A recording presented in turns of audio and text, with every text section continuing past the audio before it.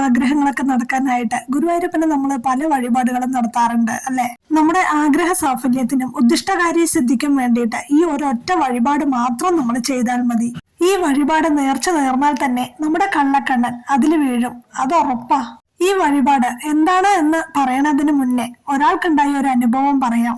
അച്ഛനും അമ്മയ്ക്കും ഒരൊറ്റ മോനാണ്. മനു എന്നാണ് അവന്റെ പേര്. മനു ചെറുപ്പം മുതലേ നന്നായി പഠിക്കുന്ന ഒരു കുട്ടിയായിരുന്നു. മനുവിന്റെ അച്ഛനും അമ്മയും അധ്യാപകരാണ്.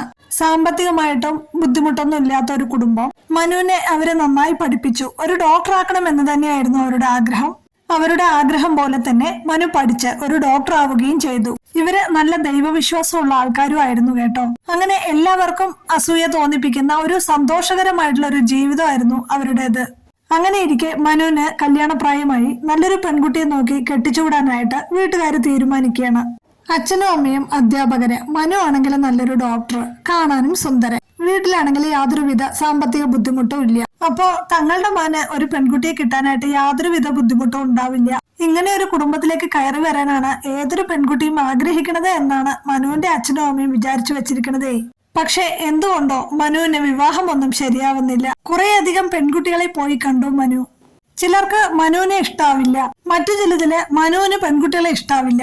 ചിലപ്പോ എല്ലാം ഓക്കെ ആയിട്ട് വരുമ്പോ ജാതകത്തിൽ എന്തെങ്കിലും പ്രശ്നം വരും. അങ്ങനെ ഓരോരോ തടസ്സങ്ങള്. അവര് എത്ര ജ്യോതിഷന്മാരെ ചെന്ന് കണ്ടത് എന്നുള്ളതിന് യാതൊരു നിശ്ചയമില്ല. കുറെ വഴിപാടുകളും പൂജകളും എല്ലാം നടത്തി നോക്കി. അവര് നല്ല ദൈവവിശ്വാസികളാണെന്ന് പറഞ്ഞല്ലോ. എന്തൊക്കെ ചെയ്തിട്ടും എന്തൊക്കെ ശ്രമിച്ചിട്ടും വിവാഹം ശരിയാവുന്നില്ല. കോഴിക്കോടാണ് മനുവിന്റെ നാട് കേട്ടോ, അത് പറയാൻ വിട്ടുപോയി.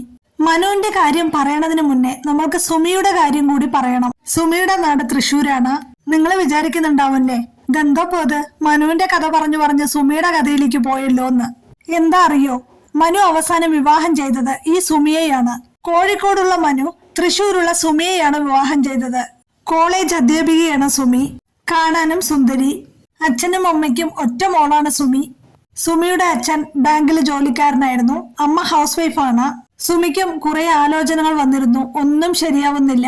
ഒരു ആലോചന വന്ന് ഏകദേശം അടുത്തതായിരുന്നു, അതെങ്ങനെയോ മുടങ്ങിപ്പോയി.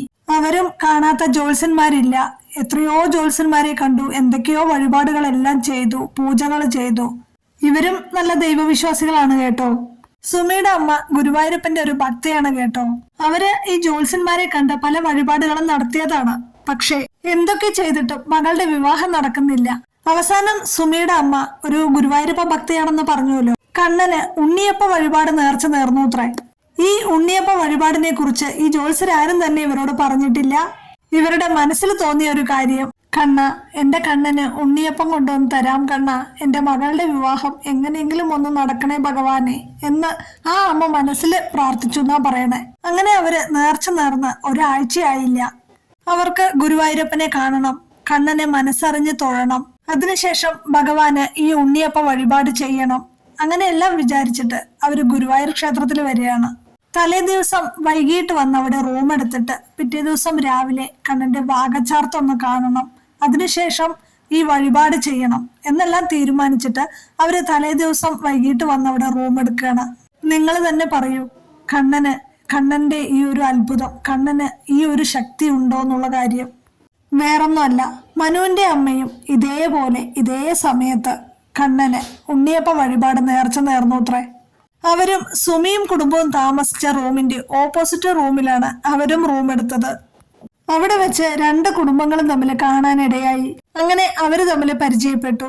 അങ്ങനെ വർത്തമാനം പറഞ്ഞിരിക്കുന്ന സമയത്ത് തന്നെയാണ് അവര് ഈ ഉണ്ണിയപ്പ വഴിപാടിനെ കുറിച്ചും മകളുടെ കല്യാണത്തെക്കുറിച്ചും അതേപോലെ മനുവിന്റെ അമ്മ മനുവിന്റെ വിവാഹത്തെക്കുറിച്ചും എല്ലാം സംസാരിക്കാനിട വന്നത്. അങ്ങനെ അവർ ഒരുമിച്ചാണ് കണ്ണന്റെ വാഗചാർത്ത് കാണാനായിട്ട് പോയതും അതിനുശേഷം ഉണ്ണിയപ്പ വഴിപാട് നടത്തിയതും. അവിടെ വെച്ച് കണ്ണന്റെ തിരുനടയിൽ വെച്ച് തന്നെ അവർ ഒരു കാര്യം കൂടി തീരുമാനിച്ചിരുന്നു. അത് വേറൊന്നുമല്ല, ഈ രണ്ടു മക്കളുടെയും വിവാഹം തന്നെ. നിങ്ങൾ തന്നെ ഒന്ന് ചിന്തിച്ചു നോക്കൂ, ഈ രണ്ട് അമ്മമാരും ഒരേ സമയത്ത് തന്നെ ഈ ഉണ്ണിയപ്പ വഴിപാട് നേർച്ച നേർന്ന് ഒരാഴ്ചയായില്ല. അതിനു മുമ്പ് തന്നെ അവരത് ചെയ്യാനായിട്ട് ഗുരുവായൂർ ക്ഷേത്രത്തിൽ വരാനും രണ്ടു കൂട്ടരും ഒരേ സ്ഥലത്ത് റൂം എടുക്കാനും അവര് തമ്മിൽ കണ്ടുമുട്ടാനും പരിചയപ്പെടാനും അത് അവസാനം മക്കളുടെ വിവാഹം വരെ കൊണ്ടെത്തിച്ചു എന്ന് മാത്രം പറയാം. രണ്ടു കൂട്ടരെയും ജാതകം പരിശോധിച്ചപ്പോ 10-9 പൊരുത്തം. അവര് തമ്മിൽ ചേരാനായിട്ട് ഒരു നിമിത്തം എന്നല്ലാതെ എന്താ പറയല്ലേ.